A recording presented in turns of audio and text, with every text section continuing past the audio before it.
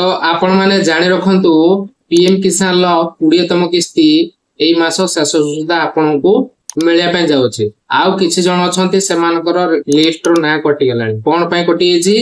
ना सेमानकर land shading टा ठीक हेइ नै बा सेमानकर निजस्व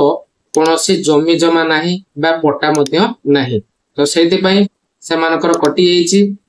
बा किछि जण अछंती सेमानकर जमी पट्टा मध्य अछि किंतु से माने बुझी पारुनांती को जगह रे जाय कि से माने से पट्टाटी को ऐड करिवे जहा फल पीएम किसान टंका से मानकु मिलिबो। तो प्रथम तो मु आपन मान को जणी दउची जो माने भी पीएम किसान टंका पाउतले आगरु आपन को निज ना रे जमी नथला आपन कर परिवार रो जे कोनसी ना रे थिला आपन से पैसा आपन माने पाइ परतले केमती ना ओडिशा कृषक पोर्टल पंजीकृत करे कि पाइ परतले। वर्तमान सरकार नुआ रूल अनुसार आपन माने यदि फार्मर रजिस्ट्री न करूछंती एग्रिस्टिक रे आपन कर कोनसी सरकारी सुविधा जथा आपन कर पीएम किसान टंका मिलबो नाही। तो सेति पय आपन मानक जति आपन कर निजस्व भी ना रे जति पटा करि सारचंती आ जति एग्रिस्टिक रे आपन कर फार्मर रजिस्ट्री करे नाती आपन पाइबे नाही। तो आपण माने फार्मर रजिस्ट्री करा पय हेले प्रथमतः आपण मानकु जन सेवा केंद्र बा मो सेवा केंद्र बा निकटस्थ आपनकर VLW सहित जोगाजोग करंतु आपनकर हेजिबो आ आपण पीएम किसान से 20तम किस्तीटा मिलिबो। तो जो मानकर लिस्ट रे ना कोटिछि आपण माने चेक करे नियंतु आपनकर पीएम किसान टंका आसीबो नाही काहे कि ना आपण मानका 90% लोकंकर कोन हेछि बा फार्मर मानकर कोन हेछि ना सेमानकर जमी पट्टा नाही घर जे कोनसी मेंबर को नारे अछि। तो सेति पय से माने मध्ये पाउतले आउ आज मध्ये पाइबे नाही काहे कि ना सरकारकर नुआ रूल अनुसार आपण माने जहा भी सरकार नुआ रूल आनछंती से रूल टाको फॉलो करिया पय पड़िबो। आपण मन को लैंड शेडिंग करिया पय पड़िबो। आपण माने पूर्व रे कोन करथिले ना ओडिशा कृषक पोर्टल ले लिंक कर देथिले आउ आपण माने पीएम किसान सीएम किसान आउ पूर्व रथिला कालिया योजना आपण माने सब जाक पाइ परथिले किंतु सरकारकर नुआ रूल अनुसार आपण मन को फार्मर रजिस्ट्री न करेले पीएम किसान टंका मिलिबो नाही।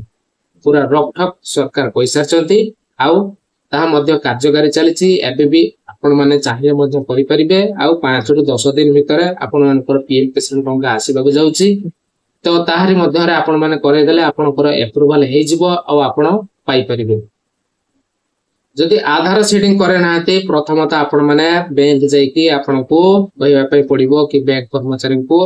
मते डीबीटी फॉर्म गोटे दियंतु। डीबीटी माने डायरेक्ट बेनिफिट ट्रांसफर से फॉर्म के आपण माने आनिबे फुल फिल करिवे आ आपण माने बैंक रे दे देले आपनकर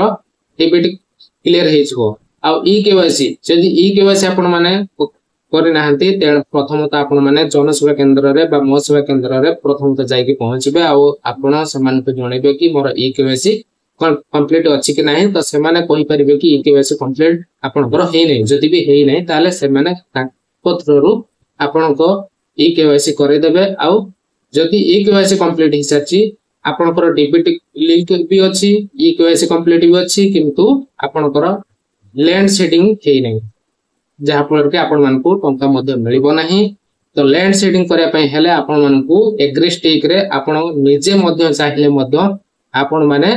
रजिस्ट्री करे परिबे फार्मर रजिस्ट्री करे परिबे आपण को पाखरे गोटे पट्टा थिबा दरकार आ आपण को ना रे होइतिबा दरकार आपण को मोबाइल नंबर टे गोटे दरकार आ आपण को आधार सहित लिंक हेतिबा गोटे मोबाइल नंबर टे दरकार। एति कि हेले आउ आपण को फार्मर आईडी जदी जाने पे चाहुचंती केमती ओपन करिबे आपण को फार्मर आईडी आगुरु अछि कि नाही केमती जाने पे जो चाहुचंती डिस्क्रिप्शन ले मो वीडियो रे से वीडियो लिंक दे देबी आपण माने जाई कि मध्ये आपण चेक करि परबे जदि बाहरिबो तले आपण सेठी देई परिबे। तो वीडियो जदि आपण मान को भल लागितिबो लाइक करिवे चैनल को सब्सक्राइब करनतले सब्सक्राइब करिवे संग साथी मान को बोला बारे शेयर करिवे आउ जते सारा लोकन को आपण शेयर करिवे ए वीडियोटी बहुत जन को पाखरे पहुंच परिबो आउ हेल्पफुल मध्ये हे परिबो। नमस्कार जय जगन्नाथ।